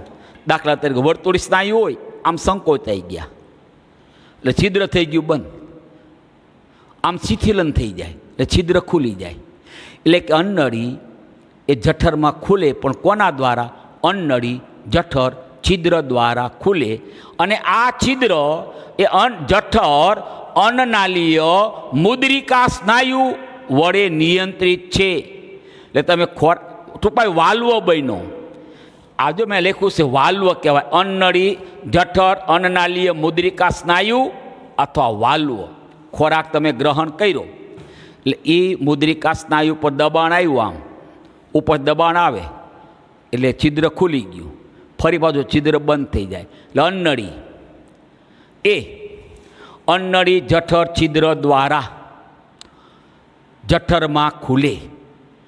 આ છિદ્રની ફરતે અન્નળી અને જઠરના મુદ્રિકા સ્નાયુ આવેલા છે. એને નામ આપ્યું આપણે જઠર અન્નનાલીય મુદ્રિકા સ્નાયુ અથવા જઠર અન્નનાલીય મુદ્રિકા વાલ્વ. સ્નાયુ અથવા વાલ્વ. એટલે હવે આપણે જ્યારે ખોરાક ગ્રહણ કરી ત્યારે મુદ્રિકા સ્નાયુ વડે એ છિદ્ર ખુલી ગયું. ખોરાક તમે ખાવાનું બંધ કરો એટલે છિદ્ર બંધ થઈ જાય. આમ અન્નળી જઠર છિદ્રનું નિયમન એ જઠર અન્નનાલીય મુદ્રિકા એટલે વર્તુળી સ્નાયુ એટલે વાલ્વ વડે થાય. વાલ્વ કહેવાય. ટૂંકમાં આ અન્નળી જઠર છિદ્ર છે ને એ અન્નળી જઠર છિદ્રમાં જઠર અન્નનાલીય મુદ્રિકા સ્નાયુ અથવા મુદ્રિકા સ્નાયુનો બનેલો વાલ્વ આવેલો છે. વાલ્વ કહેતો ચાલે. રેડી થઈ ગયું. હવે આવ્યો જઠર. અન્નળીનું કોઈ કાર્ય નથી. અન્નળી માત્ર ખોરાકનું વહન કરે છે, પાચનમાં કોઈ રોલ નથી. જઠર જઠર ઉદર ગુહામાં છે. સાંભળજો, આ મારી ઉદર ગુહા, આ જમણો ભાગ, ઉદર ગુહાનો જમણો ભાગ, આ ડાબો ભાગ, આ ઉરોદર પટલ આવી ગયો. આ જગ્યાએ જઠર છે. તો જઠરનું સ્થાન ક્યાં કહેવાય? ઉદર ગુહામાં ઉપર તરફ. અહીંયા નથી, ડાબી બાજુ છે. જો સાંભળો, હવે જઠરનું સ્થાન ઉદર ગુહામાં ઉપરની બાજુએ, ઉપર તરફ ડાબી બાજુએ. પેટમાં દુખે ત્યારે આ જઠરમાં દુખે, ડાબી બાજુ દુખે ત્યારે સમજી લેવાનું જઠરમાં દુખાવો થાય છે. પેટમાં દુખાવો જઠરમાં દુખે. સાંભળો, ઉદર ગુહામાં ઉપર તરફ ડાબી બાજુએ જે આકારનું છે. જે આકારનું છે મીન્સ એનો આ ભાગ છે. તમે જો આપણે જઠરના મેં તમને 4 ભાગ પાડ્યા છે. આટલો ભાગ આ ઉપરી જઠર છે. પછી આટલો ભાગ આ ની જઠર છે. આટલો ભાગ તમને આપ્યો આ હૃદયગામી જઠર છે. અને આ ભાગ આપ્યો આને દેહ કહેવાય. દેહ. જો હવે જઠરના 4 ભાગ છે. તમારી બુકમાં 3 આપ્યા છે, હું 4 આપું છું. આ છે ઉપરી જઠર,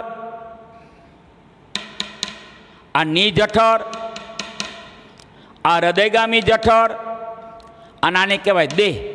દેહ જો આ દેહ બોડી એ જઠરનો મોટો ભાગ છે. તો આમ હવે તમે જોજો, ઉપરી જઠર, હૃદયગામી જઠર ડાબી બાજુ છે અને દેહ આ ડાબી બાજુ છે. અને ની જઠર આમ જમણી બાજુ ગયું ને, જો જે આકારનું.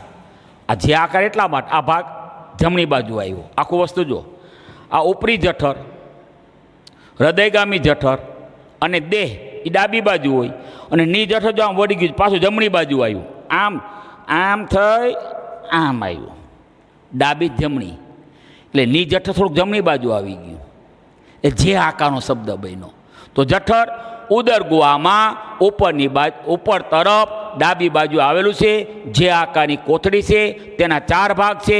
એક ભાગ છે ઉપરી જઠર, હૃદયગામી જઠર, દેહ, આ જઠરનો મુખ્ય ભાગ છે, અને ની જઠર. હવે આગળ આવ્યા આપણે. આ ઉપરી જઠર છે ને, તમે જમો ને એટલે પાચન માર્ગમાં હવા તો ભરી જ હોય. જઠરમાં જેમ જેમ જમતા જાઓ ખોરાક અંદર જતો જાય એટલે હવા ઉપર આવતી જાય.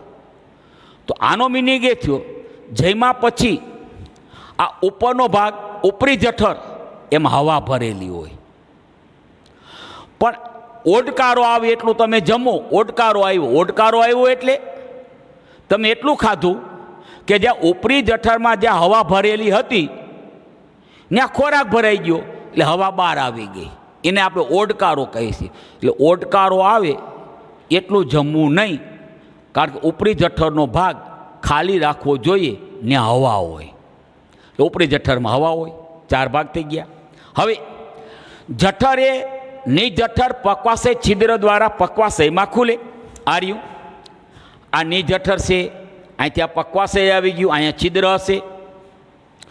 તો ની જઠર જોજો, જઠર એ ની જઠર પક્વાશય છિદ્ર દ્વારા પક્વાશયમાં ખુલે. આ છિદ્રમાં પણ ની જઠર મુદ્રિકા સ્નાયુ, આ છિદ્રનું નિયમન પણ ની જઠર મુદ્રિકા સ્નાયુ એટલે ની જઠર વાલ્વ કરે. સમજાઈ ગયું? એટલે ની જઠર એ પક્વાશયમાં કોના દ્વારા ખુલ્યું? તો કે ની જઠર પક્વાશય છિદ્ર દ્વારા ખુલે. અને આ છિદ્રનું નિયમન એ પણ કોણ કરે? માત્ર ની જઠરના મુદ્રિકા સ્નાયુ, મુદ્રિકા વર્તુળી અરેખી સ્નાયુ, માત્ર ની જઠર એટલે ટૂંકમાં ની જઠર પક્વાશય છિદ્રનું નિયમન ની જઠર મુદ્રિકા સ્નાયુ વડે થાય. આ નામ આપ્યું વાલ્વ. હવે સમજાવું. મનુષ્યમાં પાચનની શરૂઆત મુખ ગુહામાંથી થાય. કારણ મુખ ગુહામાં લાળ ગ્રંથિ યાદ કરો, લાળ રસ આવી ગયો, પાચક રસ. આપ ભણ્યા હશો, આ લાળ રસની અંદર ખોરાકનું પાચન કરનારો એક ઉત્સેચક આવેલો છે, ટાઇલિન. ટાઇલિન એના વડે મુખ ગુહામાં સ્ટાર્ચનું થોડુંક પાચન થાય. આ મુખ ગુહામાં સ્ટાર્ચના પાચનની શરૂઆત. તો માનવમાં ખોરાકના પાચનની શરૂઆત મુખ ગુહામાંથી થાય, અથવા સ્ટાર્ચના પાચનની શરૂઆત એ મુખ ગુહામાંથી થાય. હવે આવ્યો જઠર. જઠરમાં ભણશું આપણે પ્રોટીનનું પાચન થાય છે, એટલે પ્રોટીનના પાચનની શરૂઆત થાય. ભણશું લિપિડના પાચનની પણ અમુક અંશે શરૂઆત થાય, કાર્બોદિતનું પણ પાચન થાય. એટલે હું અત્યારે જઠરમાં ભણશું પ્રોટીનનું પાચન, લિપિડનું પાચન, કાર્બોદિતનું પાચન થાય. પણ પ્રોટીન મોટે ભાગે જઠરમાં પ્રોટીનનું પાચન થાય. આમ જઠરમાં પ્રોટીનના પાચનની શરૂઆત થાય.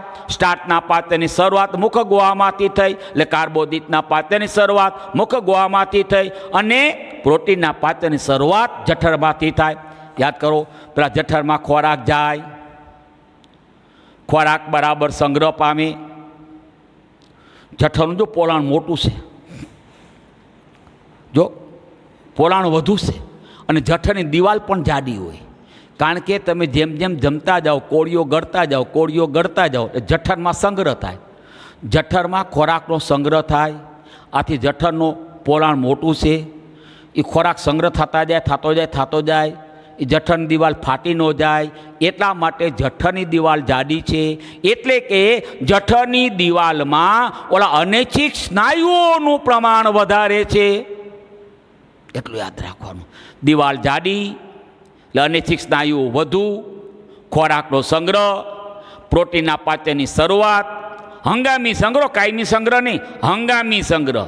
હા, હવે પાચનની શરૂઆત જઠરમાંથી, પણ પ્રોટીનના પાચનની શરૂઆત.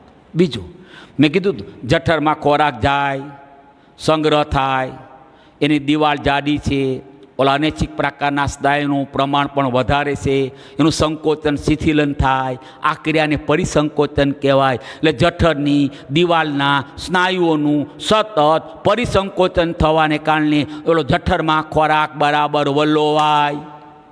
તો જઠરના કાર્યો ભાઈ મળી ગયા. એક તો ખોરાકનો સંગ્રહ કરવાનો, નંબર 2 ખોરાકને વલોવવાનું. ખોરાકને વલોવવાનું એટલે કે ખોરાકનું યાંત્રિક પાચન કરવાનું, અને પ્રોટીનના પાચનની શરૂઆત આ જઠર. પણ શું બધું. હવે આવ્યું નાનું આંતરડું. નાના આંતરડાની લંબાઈ 6.25 મીટર. એના 3 ભાગમાં વહેંચાયેલ છે: પક્વાશય, મધ્યાંત્ર અને શેષાંત્ર. હું લઉં છું પક્વાશય. એ નાના આંતરડાનો શરૂઆતનો ભાગ, લંબાઈ 20 થી 25 સેન્ટીમીટર, અને યુ આકારનું. યુ આકારનું. તેમાં ઓલી યકૃત સ્વાદુપિંડ નલિકા ખુલે. આરી પિત્તાશયમાંથી પિત્તરસ લઈ જનારી આ સામાન્ય પિત્તનળી સ્વાદુપિંડમાં આવે છે, અને એ સ્વાદુપિંડમાં આવી સ્વાદુપિંડમાંથી સ્વાદુરસનું વહન કરનારી સ્વાદુપિંડ નલિકા સાથે જોડાય અને યકૃત સ્વાદુપિંડ નલિકા બનાવે. આ યકૃત સ્વાદુપિંડ નલિકા એ છિદ્ર દ્વારા પક્વાશયમાં ખુલી જાય. આમ પક્વાશયમાં યકૃત સ્વાદુપિંડ નલિકા દ્વારા પિત્તરસ અને સ્વાદુરસ બંને ઠલવાય. હવે આ રસોની મદદ વડે પક્વાશયમાં કાર્બોદિત, પ્રોટીન, લિપિડ અને ન્યુક્લિક એસિડનું પાચન થાય. અત્યારે ટેમ્પરરી આવું યાદ રાખીએ, મુખગુહામાં માત્ર કાર્બોદિત સ્ટાર્ચના પાચનની શરૂઆત, જઠરમાં માત્ર પ્રોટીનના પાચનની શરૂઆત, પક્વાશયમાં કાર્બોદિત, પ્રોટીન, લિપિડ, ન્યુક્લિક એસિડ ચારેયનું પાચન થાય. મધ્યાંત્ર એની લંબાઈ 2.5 મીટર. આથી લાંબુ અને ગૂંચળામય. હવે ક્યાં હોય તો ઉદરગુહાની ઉપરની બાજુએ જઠર, ઉદરગુહાના નીચેના ભાગમાં શેષાંત્ર અને ઉદરગુહાના મધ્ય ભાગમાં મધ્યાંત્ર. હા, તે લાંબુ ગૂંચળામય છે જે ઉદરગુહાના મધ્ય ભાગમાં પડેલું હોય. આપણે ભણશું મધ્યાંત્રમાં કાર્બોદિત, પ્રોટીન, લિપિડ અને ન્યુક્લિક એસિડનું અંતિમ પાચન થાય. આ મુખગુહામાં પાચન, જઠરમાં પાચન, પક્વાશયમાં પાચન અને મધ્યાંત્રમાં પાચન. ખબર પડી ગઈ? મધ્યાંત્રમાં કાર્બોદિત, પ્રોટીન, લિપિડ અને ન્યુક્લિક એસિડનું અંતિમ પાચન થાય. હવે લઉં મધ્યાંત્ર પછી શેષાંત્ર. કરશા નાના આંતરડાનો છેલ્લો ભાગ શેષાંત્ર. શરૂઆતનો ભાગ પક્વાશય, મધ્યનો ભાગ મધ્યાંત્ર, છેલ્લો ભાગ શેષાંત્ર, અંત ભાગ. લંબાઈ 3.5 મીટર. આથી ઓલું હતું લાંબુ અને ગૂંચળામય શબ્દ વાપર્યો હતો મધ્યાંત્ર. આ વધારે લાંબુ છે ને મધ્યાંત્ર કરતાં, એટલે ખૂબ જ લાંબુ અને ગૂંચળામય. ક્યાં હોય તો ઉદરગુહાના પશ્વ ભાગ, પશ્વ એટલે છેલ્લો, ઉદરગુહાના પશ્વ ભાગે આવેલું હોય છે. નીચેનો ભાગ, છેલ્લો ભાગ, પશ્વ ભાગ. તે કોલોન અને અંધ્યાંત્રના. અચ્છા, આપણે આ શેષાંત્ર જોજો, એ ક્યાં ખુલ દેખાઈશ? અંધ્યાંત્ર અને કોલોનની શરૂઆત થઈ ગઈ. તો અંધ્યાંત્ર અને કોલોનના જોડાણ સ્થાને ત્યાં પણ એક છિદ્ર હોય. આ એક છિદ્ર અહીંયા અન્નળી જઠર વચ્ચે, એક છિદ્ર આ જઠર પક્વાશય વચ્ચે, અને એક છિદ્ર આ શેષાંત્ર અને કોલોન વચ્ચે. આમ તો કોલોન વચ્ચે કયો તો ચાલે, પણ ખોલે ક્યાં શેષાંત્ર? અંધ્યાંત્ર અને કોલોનના જોડાણ સ્થાને આવેલું એક છિદ્ર છે. કયું? ઇલિયો. ઇલિયો એટલે ઇલિયમ. ઇલિયમ ઇંગ્લિશ શબ્દ છે, એટલે શેષાંત્ર. સિકમ એટલે અંધ્યાંત્ર. તો ઇલિયો આવડું. આ ઇલિયો સિકમ છિદ્ર દ્વારા, એટલે શેષાંત્ર એ ઇલિયો સિકમ છિદ્ર દ્વારા કોલોન અને અંધ્યાંત્રના જોડાણ સ્થાને ખુલે. આ છિદ્રમાં પણ ઓલા મુદડીકા વર્તુળી સ્નાયુ સાંભળો, ઇલિયોસિકમ છિદ્રએ ઇલિયોસિકલ મુદડીકા સ્નાયુ એટલે વાલ્વ વડે નિયંત્રિત છે. 3 વાલ્વ આવ્યા, 1 વાલ્વ, 2 વાલ્વ અને 3 વાલ્વ. હવે મોટું આંતરડું તે અંધ્યાંત્ર, કોલોન, મળાશય, મળમાર્ગ અને મળદ્વાર ધરાવે. હુલો અંધ્યાંત્ર સાંભળજો. હવે આ અંધ્યાંત્ર આ એક છેડે બંધ છે. જો તે એક છેડે બંધ કોથળી જેવી રચના, લંબાઈ 6 સેન્ટીમીટર. અચ્છા, બુકમાં લખ્યું છે તેમાં કેટલાક સહજીવી સજીવો હોય. ઇસ્ચેરિસિયા કોલાય, ઇસ્ચેરિસિયા કોલાય એટલે કહેવાય ટૂંકમાં ઈ કોલાય. સહજીવી બેક્ટેરિયા એટલે સહજીવી બેક્ટેરિયા ખાલી અંધ્યાંત્રમાં હોય એવું નથી, કોલોનમાંય હોય. પણ તમારી બુકમાં લખો અંધ્યાંત્રમાં. અંધ્યાંત્ર કોલોન બેયમાં હોય, કાંઈ બે બાજુમાં જ છે. અંધ્યાંત્રમાં આવે, કોલોનમાં આવે. ઇસ્ચેરિસિયા કોલાય સહજીવી એટલે બેક્ટેરિયા માનવીને ઉપયોગી અને માનવી બેક્ટેરિયાને ઉપયોગી. જોજો, આ Escherichia coli vitamin B1 thiamine, vitamin B2 riboflavin, vitamin B12 cyanocobalamin. આપણે ખબર છે વિટામિન B12 એ રક્તકણના સંશ્લેષણ માટે, રક્તકણની ઉત્પત્તિ માટે બહુ જરૂરી છે વિટામિન B12. અને વિટામિન K મિનાડાયોન એટલે ઇસ્ચેરિસિયા કોલાય એ B1 થાયમાઇન, B2 રિબોફ્લેવિન, B12 સાયનોકોબેલેમિન અને વિટામિન K મિનાડાયોન નામના વિટામિનનું સંશ્લેષણ કરે.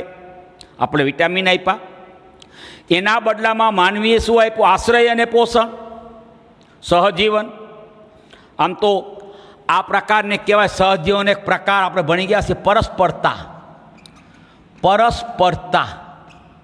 એટલે બે સજીવો સાથે વસવાટ કરે ને બે એકબીજાને લાભ કરે, નુકસાન કોઈને નહીં. લાભ બે કરે, એક્સ વાયને લાભ કરે, વાય એક્સને લાભ કરે, નુકસાન કોઈને ન કરે. આ સહજીવનનો પ્રકાર એ પરસ્પરતા. આપણે B12 વિટામિન વનસ્પતિમાં ગેરહાજર હોય, જેને આપણે નોનવેજ વિટામિન કહીએ છીએ. નોનવેજ વિટામિન એટલે ઘી, માખણ, ઈંડા, માંસ, માછલીમાંથી મળે. દૂધ, ઘી અને માખણ એ પ્રાણીજન્ય નિપજ છે. દૂધ, ઘી, માખણ એ પ્રાણીજન્ય નિપજ છે. આથી વિજ્ઞાનની બાયોલોજીની ભાષામાં દૂધ, ઘી અને માખણ એ નોનવેજ છે, પ્રાણીજન્ય છે. વનસ્પતિમાં વિટામિન B12 નો હોય. અત્યારે આપણા માનવ સમાજમાં 40થી ઉપરની દરેક વ્યક્તિઓમાં અત્યારે વિટામિન B12ની ડેફિશિયન્સી જોવા મળે છે. એનું મેઇન રીઝન આજથી 20-25 વર્ષ પહેલાં આ પ્રોબ્લેમ નહોતો, અત્યારે કેમ પ્રોબ્લેમ જોવા મળ્યો? આપણે વોટર ફિલ્ટરનો ઉપયોગ કર્યો, એનું રીઝન છે. વોટર ફિલ્ટરને કારણે શું થાય? ઓલા ઇસ્ચેરિસિયા કોલાય પાણીના બેક્ટેરિયા હોય, પહેલાં પાણીમાં હોય. પાણીને તમે ગાળી નાખ્યું, બેક્ટેરિયા ગળાઈ ગયા, કોલાયની ગેરહાજરી સર્જાઈ ગઈ. એટલે ઘણા એવા બેક્ટેરિયા છે, પાણીના બેક્ટેરિયા જે માનવીને ઉપયોગી છે, આપણે ફિલ્ટર કરીને પાણી પીએ છીએ. આથી વિટામિન B12ની ડેફિશિયન્સી જોવા મળી, ઉણપ જોવા મળી. બીજું પણ આપણે ભણશું સ્પાયરુલિના નામની એક લીલ છે. સ્પાયરુલિના નીલહરિત લીલ છે. એ વિટામિન B12નું સંશ્લેષણ કરે. એ સિવાયની કોઈ પણ વનસ્પતિમાં વિટામિન B12 હોતું નથી. પણ આધુનિક વૈજ્ઞાનિકોએ પુરવાર કર્યું કે કેરીની ગોઠલી અને આંબાના પાનમાં વિટામિન B12 છે. એટલે કેરીના રસ કરતાં કેરીની ગોઠલી મારી દ્રષ્ટિએ એ પોષણ માટે ખૂબ ઉપયોગી છે, જેને આપણે કચરામાં ફેંકી દઈએ છીએ. એમાં B12 હોય, વિટામિન B12.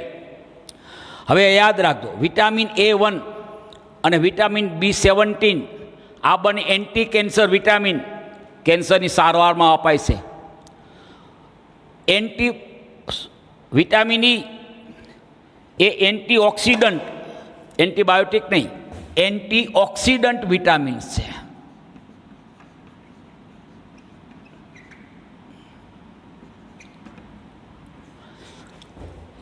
એટલે સામાન્ય રીતે વૃદ્ધત્વ કેમ સર્જાય છે, જીર્ણતા કેમ સર્જાય છે, તો એને કીધું કે ઉંમર વધતી જાય છે તેમ શરીરમાં ઓક્સિડેશનની ક્રિયાઓ વધે. શરીરમાં ઓક્સિડેશનની ક્રિયાઓ વધે, વિઘટન એટલે ઓક્સિડેશન, વિઘટન ઓક્સિડેશન એટલે શરીરના અંગોમાં જીર્ણતા સર્જાય. એ જીર્ણતા, વૃદ્ધત્વને અટકાવવા માટે અત્યારે માર્કેટમાં ફૂલ બજારમાં મળે છે એન્ટીઓક્સિડન્ટ વિટામિન.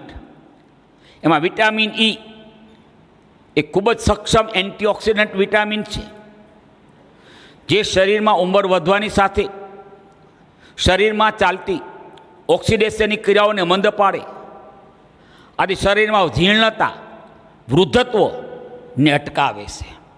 આંત્રપુચ્છ એ અંધ્યાંત્રમાંથી ઉત્પન્ન થયું, આંગળી જેવો પ્રવર્ત, લંબાઈ 8 સેન્ટીમીટર. માનવમાં અવશિષ્ટ અંગ છે, અવશિષ્ટ એપેન્ડિક્સ, અવશિષ્ટ. હવે બીજું ખાસ આપણે 12મા ધોરણમાં શબ્દ તમને આવશે, મને યાદ આવ્યું. આંત્રપુચ્છમાં લસિકા પેશી આવેલી છે.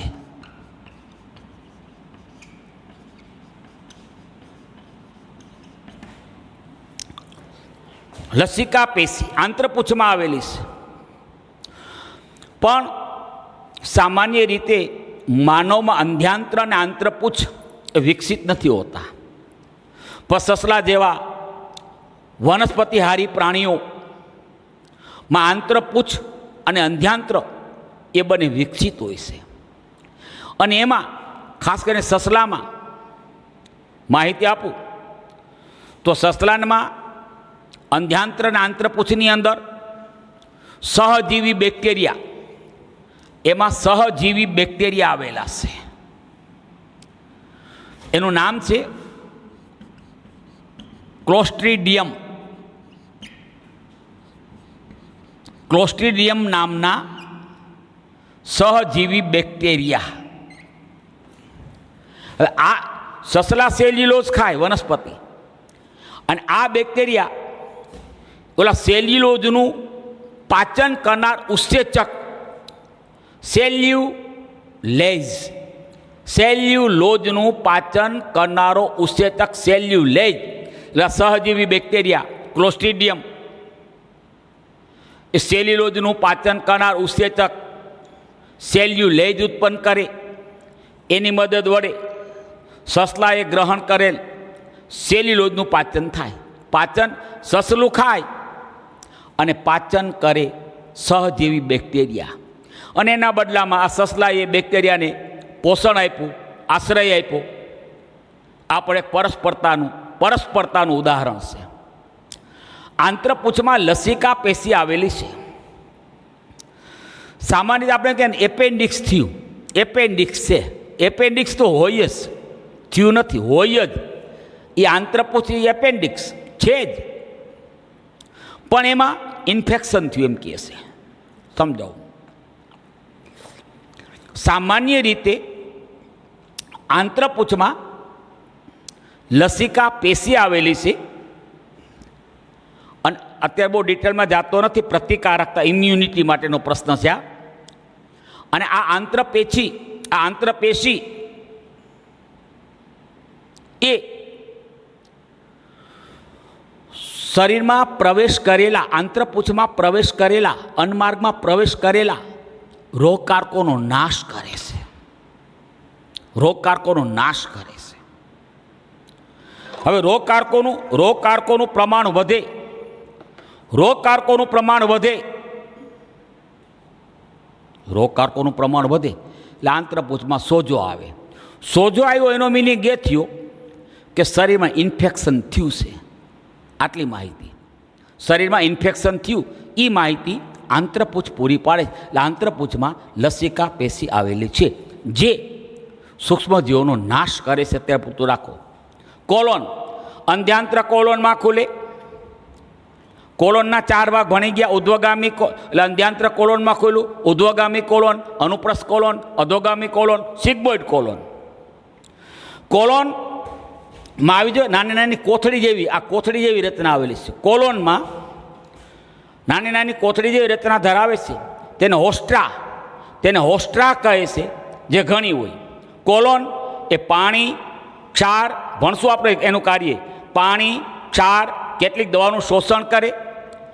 કોલોનમાંથી વધુમાં વધુ પાણીનું શોષણ થાય.